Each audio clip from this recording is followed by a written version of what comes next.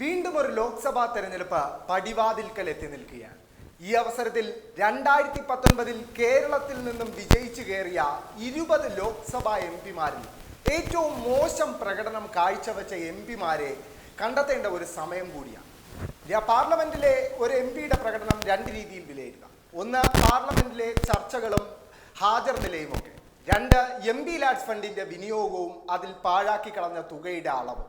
ആദ്യം നമുക്ക് MP lads ഫണ്ടിലെ തുകകൾ പാഴാക്കിയ കണക്കിൽ ഏറ്റവും മോശം എംപിമാർ ആരൊക്കെയാണ് എന്ന് പരിശോധിക്കുകയാണെങ്കിൽ കേരളത്തിലെ 20 എംപിമാരിൽ ഏറ്റവും കൂടുതൽ തുക MP ലാഡ്സ് ഫണ്ടിൽ പാഴാക്കി കളഞ്ഞത് മാവേലിക്കരയിൽ നിന്നും തുടർച്ചയായി വിജയിച്ചു വരുന്ന കോൺഗ്രസ് നേതാവ് കൊടിക്കുന്നിൽ സുരേഷാണ്. കൊടിക്കുന്നിൽ സുരേഷ് 17 കോടി MP ലാഡ്സ് ഫണ്ടിൽ പാഴാക്കി കളഞ്ഞത് 4,80,00,000 രൂപയാണ്. ഈ വിഷയത്തിൽ ഒട്ടും പിന്നിലല്ലാതെ മറ്റൊരു കോൺഗ്രസ് MP കൂടി കൊടിക്കുന്നിൽ സുരേഷിന് കടുത്ത മത്സരം കാഴ്ചവെക്കുന്നുണ്ട്. അത് മറ്റാരുമല്ല, ഇടുക്കിയിൽ നിന്നുള്ള പാർലമെന്റ് അംഗമായ കോൺഗ്രസ് നേതാവ് ഡീൻ കുര്യാക്കോസാണ്. ഡീൻ കുര്യാക്കോസ് 17 കോടി MP ലാഡ്സ് ഫണ്ടിൽ പാഴാക്കി കളഞ്ഞത് 4,44,00,000 രൂപയാണ്. അതായത് ലഭിച്ച തുകയുടെ വലിയൊരു ശതമാനം പാഴാക്കി കളഞ്ഞു ഇരുവരും. ഇനി ഈ ഫണ്ട് പാഴാക്കലിൽ പിന്നിൽ നിൽക്കുന്നവരെല്ലാവരും തന്നെ കോൺഗ്രസ് UDF ക്യാമ്പിൽ നിന്നുള്ളവരാണ്.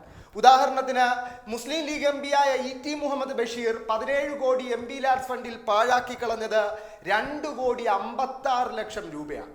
അതേസമയം പാലക്കാട് MP ആയിട്ടുള്ള കോൺഗ്രസ് നേതാവ് VK ശ്രീകണ്ഠൻ നായർ പാഴാക്കി കളഞ്ഞത് 2,98,00,000 രൂപയാണ്. ആലത്തൂരിൽ നിന്നുള്ള രമ്യ ഹരിദാസും ഫണ്ട് പാഴാക്കലിൽ ഒട്ടും പിന്നിലല്ല. രമ്യ ഹരിദാസ് അവകാശപ്പെടുന്നത് താൻ 1000-ലേറെ കോടി രൂപയുടെ വികസനം മണ്ഡലത്തിൽ കൊണ്ടുവന്നു എന്നൊക്കെ ആണെങ്കിലും MP ലാഡ്സ് ഫണ്ടിൽ 17 കോടി രൂപയിൽ രമ്യ ഹരിദാസ് പാഴാക്കി കളഞ്ഞത് 2,46,00,000 രൂപയാണ്. MP ലാഡ്സ് ഫണ്ട് പാഴാക്കിയ കണക്കിൽ NK പ്രേമചന്ദ്രൻ എന്ന RSPയുടെ ഒരേ ഒരു MPയും ഒട്ടും പിന്നിലല്ല. അദ്ദേഹം പാഴാക്കി കളഞ്ഞത് 2,22,00,000 രൂപയാണ്. ഇനി പാർലമെന്റിലെ പ്രകടനങ്ങളുടെ കാര്യത്തിൽ ഏറ്റവും മോശം MP ആര് എന്ന് പരിശോധിക്കുകയാണെങ്കിൽ ആ മത്സരത്തിൽ മുന്നിൽ നിൽക്കുന്നത് 2 പേരാണ്. ഒന്ന്, കോൺഗ്രസിന്റെ ദേശീയ നേതാവും വയനാട് MPയുമായിട്ടുള്ള രാഹുൽ ഗാന്ധി. മറ്റൊന്ന്, കോൺഗ്രസിന്റെ കണ്ണൂർ MPയും KPCC അധ്യക്ഷനുമായിട്ടുള്ള കുമ്പക്കുടി സുധാകരൻ എന്ന K സുധാകരൻ. ഇരുവരും പാർലമെന്റിൽ തങ്ങളാൽ കഴിയുന്ന വിധം ഏറ്റവും മോശം പ്രകടനമാണ് പുറത്തെടുത്തിരിക്കുന്നത്. പാർലമെന്റിലെ ഹാജർ നില പരിശോധിക്കുകയാണെങ്കിൽ രാഹുൽ ഗാന്ധിയുടെ ഹാജർ വെറും 51%, K സുധാകരന്റെ ഹാജർ 50%ആണെന്ന് തന്നെ പറയുമ്പോൾ തന്നെ ഇവരുടെ പാർലമെന്റിലെ പ്രകടനം എത്ര മോശമാണ് എന്ന് വ്യക്തമാകുന്നു. പക്ഷേ ഹാജർ നിലയിൽ രാഹുൽ ഗാന്ധിയേക്കാൾ അല്പം പിന്നിലാണ് K സുധാകരനെങ്കിൽ ചർച്ചകളുടെ കാര്യത്തിൽ രാഹുൽ ഗാന്ധിയേക്കാൾ മുന്നിലാണ് K സുധാകരൻ. K സുധാകരൻ പങ്കെടുത്തത് വെറും 19 ചർച്ചകളിലാണ്. രാഹുൽ ഗാന്ധി അതേസമയം പങ്കെടുത്തതാകട്ടെ വെറും 8 ചർച്ചകളിൽ. അതായത് ഇരുവരും ഈ വിഷയത്തിൽ സംസ്ഥാന ശരാശരിയെയും ദേശീയ ശരാശരിയെയും മോശം പ്രകടനമാണ് കാഴ്ചവെച്ചത് എന്നതാണ് യാഥാർത്ഥ്യം.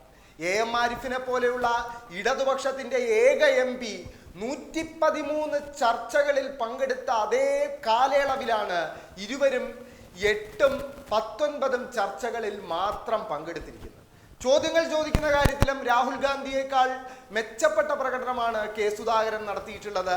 രാഹുൽ ഗാന്ധി വെറും 99 ചോദ്യങ്ങൾ മാത്രം തൻ്റെ 5 വർഷത്തെ പാർലമെന്റിലെ സമയത്തിനിടയിൽ ചോദിച്ചപ്പോൾ K സുധാകരൻ 275 ചോദ്യങ്ങൾ ചോദിച്ച ആ വിഷയത്തിൽ രാഹുൽ ഗാന്ധിയേക്കാൾ ഭേദപ്പെട്ട ഒരു പ്രകടനം കാഴ്ചവെച്ചു.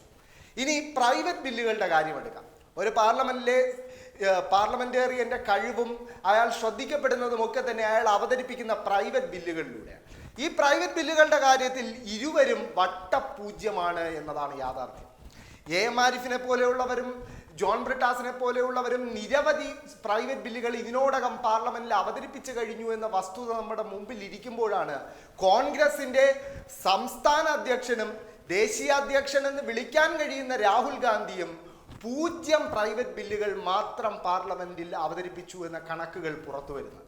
എന്തായാലും ഫണ്ട് വിനിയോഗത്തിന്റെ കാര്യത്തിലും ഇരുവരും ഒട്ടും പിന്നിലല്ല. എം.പി. ലാഡ്സ് ഫണ്ടിൽ 17 കോടി രൂപയിൽ 2,70,00,000 രൂപ പാഴാക്കി കളഞ്ഞു കെ സുധാകരൻ. അതേസമയം രാഹുൽ ഗാന്ധി ഈ കാര്യത്തിൽ അല്പം ഭേദപ്പെട്ട പ്രകടനമാണ് കാഴ്ചവെച്ചിരിക്കുന്നത്. രാഹുൽ ഗാന്ധി 17 കോടി എം.പി. ലാഡ്സ് ഫണ്ടിൽ 1,28,00,000 രൂപയാണ് പാഴാക്കി കളഞ്ഞത്. എന്തായാലും ഈ കണക്കുകളെല്ലാം നമ്മുടെ മുമ്പിൽ വ്യക്തമാക്കുന്ന ഒരു കാര്യമുണ്ട്.